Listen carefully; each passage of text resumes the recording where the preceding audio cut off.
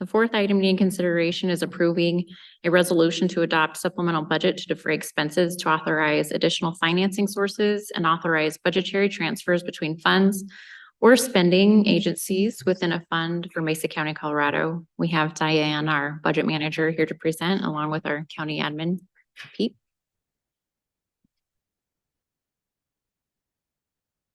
The room really clears out when you talk about budgets.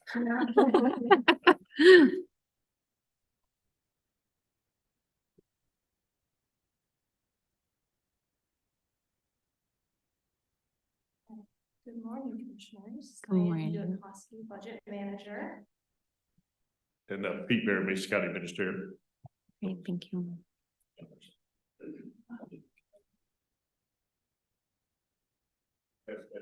Yes, they were. Red is on. Red is on. Okay, what you have before you today is two resolutions. The first one is for the amended fiscal year 2024 budget, and the second one is to amend the authorized staffing level. So they go together, but we'll go ahead and go through the first one, the amended budget. And pretty high level, we're going to be adding a total of $1,032,000 in revenues, 27 million roughly in expenditures, of which 22.5 million is attributable to rollover POs. And so in summary, we're going to be using about 3.6 million in our fund balance.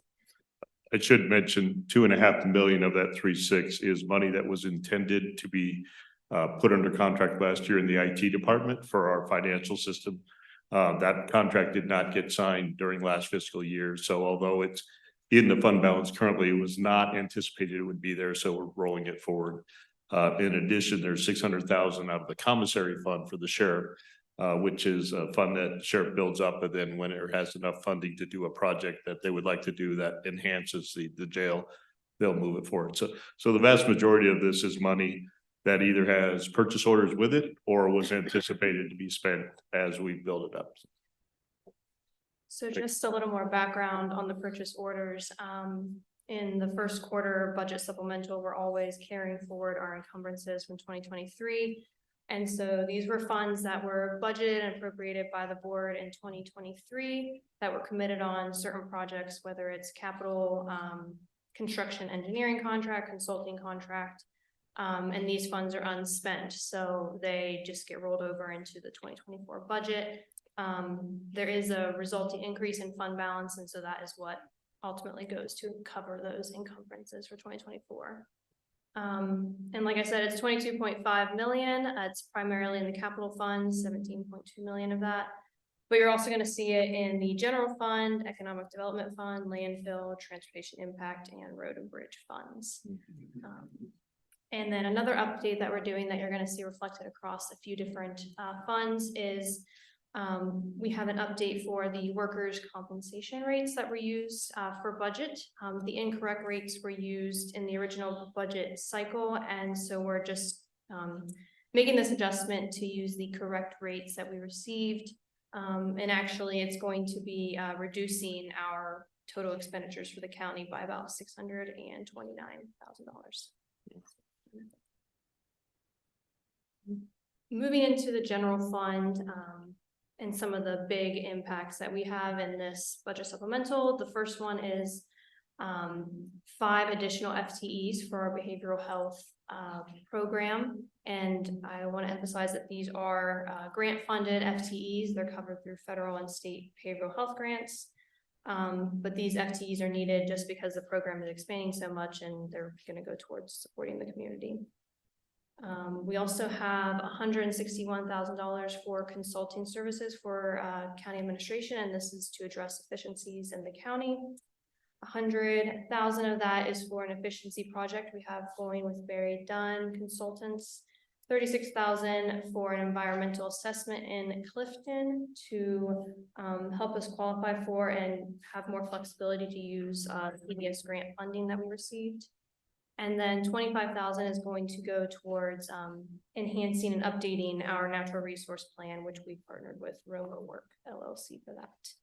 So the environmental assessment, 36,000, that's for us to finish actually acquiring the CDS money that we were awarded. That is correct. That, as you're aware, they asked for additional environmental work so that we could move forward on getting that money. So, and hopefully we'll have an update very shortly here. I know we put in a request with all the new information and last week and are hoping to get that followed up through with and that's with HUD currently.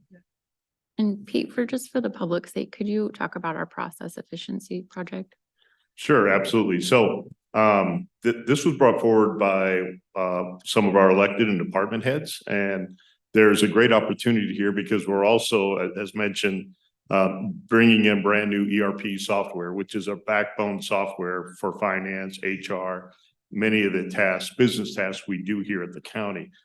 Eden has been our software. It's 20+ years old. It's outdated. There's a lot more efficiencies to come. As we go forward with that, we brought Barry Dunn on for two things. They're also our consultant to help us fully implement that, make sure we stay on task and on track. And secondary to that, we're identifying needs that for efficiencies at the county, and this new software and just looking at our business practices is what we're hoping to do and identify those and bring them forward. In particular, we want to do them at this point. So as we get to the 25 budget, we'll have that opportunity to present those projects as part of the budget process and move them forward. So it's a great thing when you think of it in the scheme of 261 million on our budget. And we're talking about 100,000 to help. And Barry Dunn's was done via an RFP. They are a very, very good firm and specialize in helping us find efficiency throughout the county. So I believe the rate of return on this will be many times over what we're paying Barry Dunn. And this was the one that Dan Rubenstein first asked for, right? Sorry, I'm sorry, one more time. What Dan Rubenstein was the one that asked for this, right? And then now we're expanding. Yes. What other departments are we going to do in this first phase besides the DA's office? Well, we looked at DA, but we are looking more for actually our automated systems. So anybody, most of our departments use automated systems. So we'll be looking forward to any automated system, looking forward to customer convenience, which also helps in the sense of as we automate, obviously, if customers have more convenience and we can modernize the process so it's up to date, so to speak.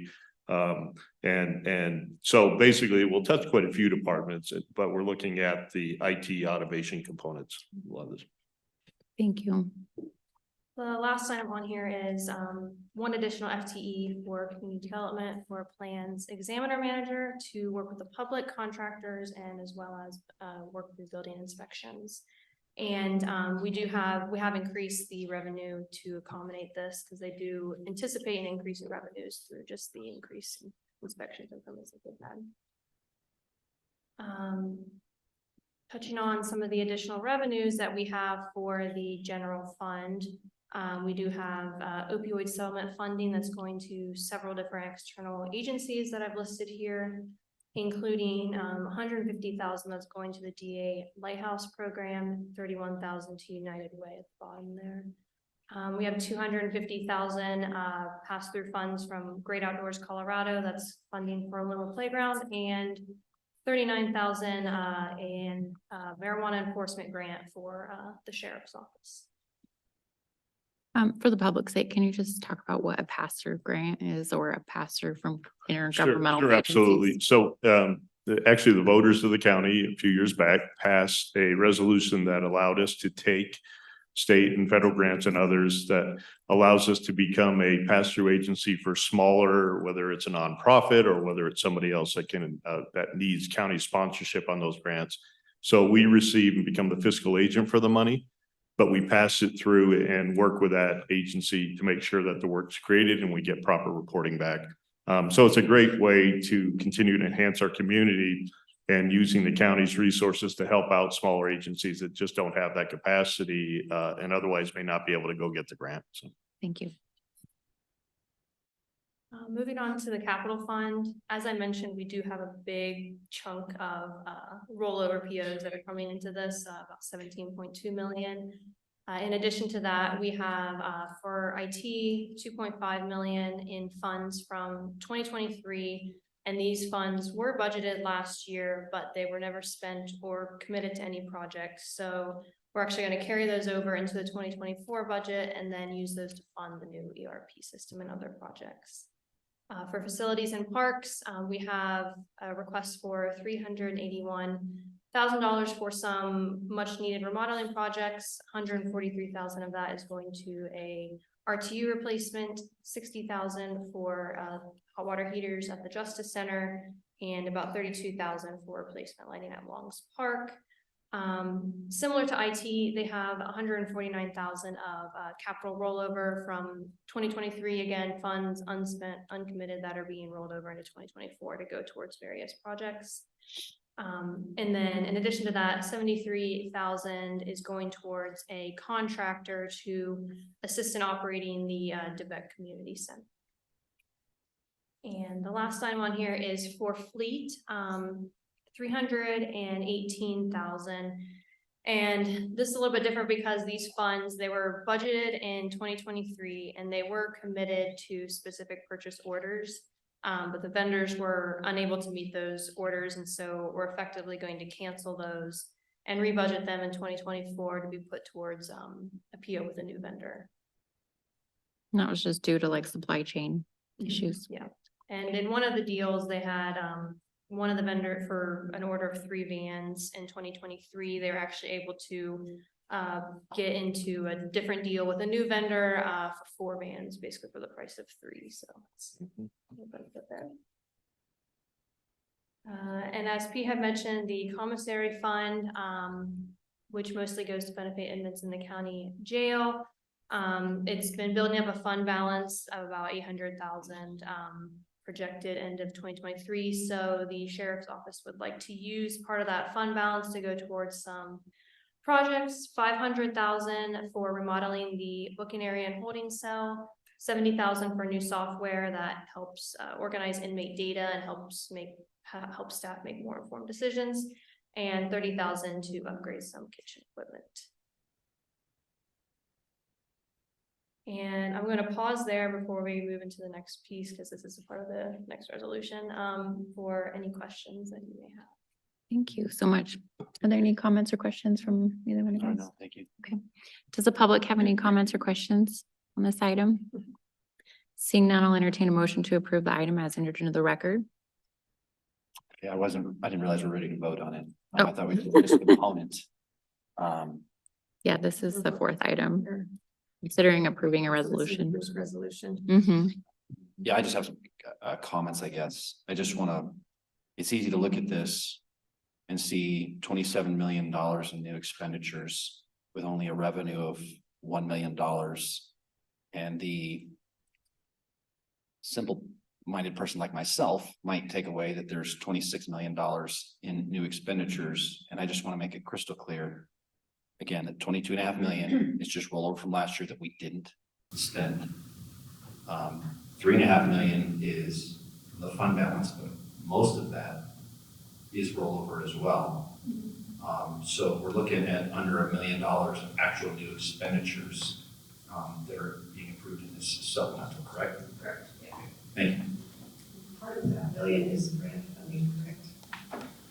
Well, the commissary fund itself is a large chunk of that. The behavioral yeah. health. Yes, behavioral health, absolutely, correct. And just to point that out, we have grants totaling $5 to $6 million in behavioral health for this year and for the 25. So we're doing very, very well in behavioral health with the funding, and this request here allows us to build up that program even more and continue to work with it. So. Okay. I'll make such a motion to approve item number 5, I think it was. For item number 4. As entered into the record. I'll second. Great. All in favor? Aye. Aye. Motion carries. We're moving on to the 5th item, and that is to consider approving a resolution to amend authorized staffing levels for Mesa County, Colorado. And we have Diane also here to present. Thank you.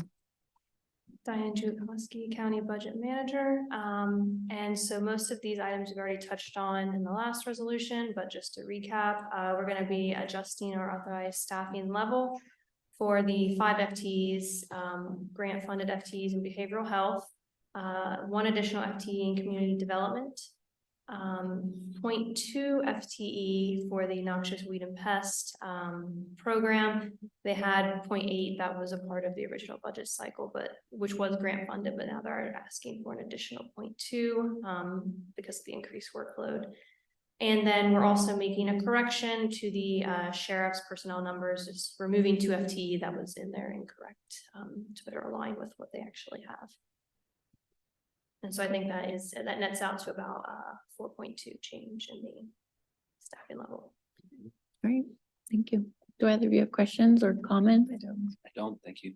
Okay, does anyone from the public have any questions or comments? Seeing none, I'll entertain a motion to approve the item as entered in the record. So moved. Second. All in favor? Aye. Aye. Motion carries.